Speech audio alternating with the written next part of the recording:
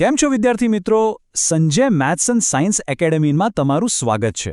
આજે આપણે વિજ્ઞાનના એક એવા ટોપિકની વાત કરવાના છીએ જેમાં ઘણા લોકો ગૂંચવાઈ જાય છે, પણ હું તમને કહું એ ખરેખર બહુ જ સરળ છે. હા, આપણે વાત કરી રહ્યા છીએ ગોળીય અરીસા માટેની સંજ્ઞા પદ્ધતિની.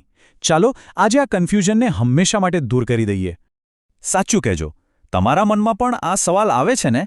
જ્યારે પણ અરીસાના દાખલા ગણવા બેસીએ ત્યારે ક્યાં પ્લસ મૂકવો અને ક્યાં માઇનસ એ એક મોટો માથાનો દુખાવો બની જાય છે. અને છેલ્લે શું કરવું પડે? ગોખવું પડે. ખરું ને? પણ હવે નહીં. હવે ચિંતા કરવાની બિલકુલ જરૂર નથી, કારણ કે આ કોઈ ગોખવાનો વિષય જ નથી. એની પાછળ એકદમ સિમ્પલ લોજિક છે.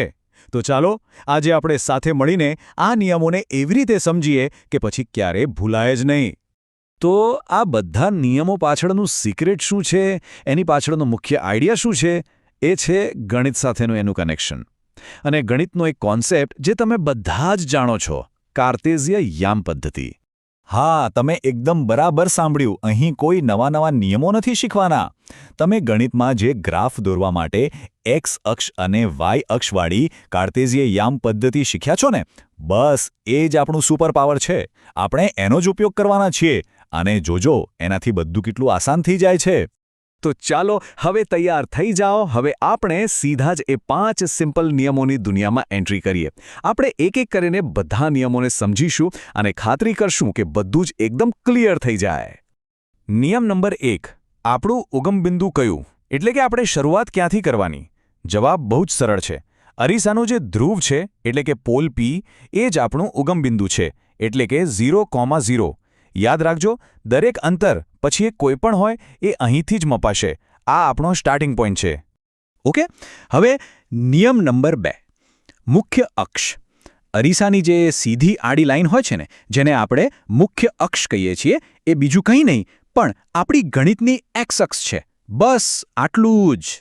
મુખ્ય અક્ષ એટલે આપણો એક્સ અક્ષ. સિમ્પલ. હવે આ નિયમ પર ખાસ ધ્યાન આપજો, કારણ કે આ સૌથી ઇમ્પોર્ટન્ટ છે. વસ્તુને ક્યાં મૂકવાની? નિયમ કહે છે કે વસ્તુ હંમેશા અરીસાની ડાબી બાજુએ જ મૂકવામાં આવે છે. આનો સીધો મતલબ એ થયો કે પ્રકાશનું કિરણ હંમેશા ડાબેથી જમણી બાજુ જ આવશે.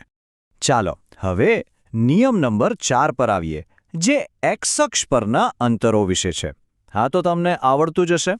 આપણા ઉગમબિંદુ એટલે કે ધ્રુવ P થી જમણી બાજુ મપાતા બધા અંતરો પોઝિટિવ એટલે કે ધન પ્લસ, અને ધ્રુવથી ડાબી બાજુ મપાતા બધા અંતરો નેગેટિવ એટલે કે ઋણ માઇનસ. બસ જાણે સંખ્યા રેખા. તો નિયમ 3 અને 4 પરથી એક વાત તો એકદમ પાક્કી થઈ ગઈ, બરાબર? કારણ કે વસ્તુ હંમેશા ડાબી બાજુ હોય છે, એટલે વસ્તુ અંતર, જેને આપણે યુથી બતાવીએ છીએ, એની કિંમત હંમેશા નેગેટિવ જ આવશે. આ વાત બરાબર મગજમાં ફિટ કરી લેજો. અને હવે આપણો છેલ્લો 5મો નિયમ, ઊંચાઈ કેવી રીતે માપવાની? આ તો બિલકુલ વાય અક્ષ જેવું છે. મુખ્ય અક્ષથી ઉપરની તરફની ઊંચાઈ હોય તો એ પોઝિટિવ પ્લસ, અને જો મુખ્ય અક્ષથી નીચેની તરફ ઊંચાઈ હોય તો એ નેગેટિવ માઇનસ. બસ આટલું જ. તો આપણે 5 નિયમ શીખી લીધા. ચલો ફટાફટ એક ક્વિક રિવિઝન કરી લઈએ, જેથી બધું જ બરાબર યાદ રહી જાય. મેં તમારા માટે એકદમ સરળ ચાર્ટ બનાવ્યો છે. ચલો એના પર એક નજર નાખીએ. જો આ ચાર્ટમાં બધું જ આવી ગયું. જમણી બાજુનું અંતર પોઝિટિવ, જેમ કે બહિર્ગોળ અરીસાની કેન્દ્ર લંબાઈ. ડાબી બાજુનું અંતર નેગેટિવ, જેમ કે આપણું વસ્તુ અંતર U. મુખ્ય અક્ષથી ઉપરની ઊંચાઈ પોઝિટિવ, જેમ કે વસ્તુની ઊંચાઈ h. અને નીચેની ઊંચાઈ નેગેટિવ, જેમ કે વાસ્તવિક પ્રતિબિંબની ઊંચાઈ h'. છે ને એકદમ સરળ? તો હવે તમને સમજાઈ ગયું હશે કે આ 5 નિયમોને યાદ રાખવાથી, કે પછી એમ કહો કે સમજવાથી, દાખલા ગણવા કેટલા સહેલા થઈ જાય છે. હવે ગોખણપટ્ટીને ટાટા બાય બાય કહેવાનો સમય આવી ગયો છે. બસ આટલું જ હતું. મને પૂરો વિશ્વાસ છે કે હવે જ્યારે પણ તમે અરીસાના દાખલા ગણશો ત્યારે તમને એ કોઈ અઘરો સવાલ નહીં પણ એક મજેદાર ગેમ જેવું લાગશે. હવે પ્લસ માઇનસની ભૂલ થવાનો તો કોઈ ચાન્સ જ નથી. જો તમને વિજ્ઞાનને આવી જ સરળ રીતે સમજવામાં મજા આવી હોય તો અમારી ચેનલને લાઇક કરજો, તમારા મિત્રો સાથે જરૂર શેર કરજો, અને હા, સબસ્ક્રાઇબ કરવાનું તો બિલકુલ ના ભૂલતા. ફરી મળીશું એક નવા ટોપિક સાથે. આવજો.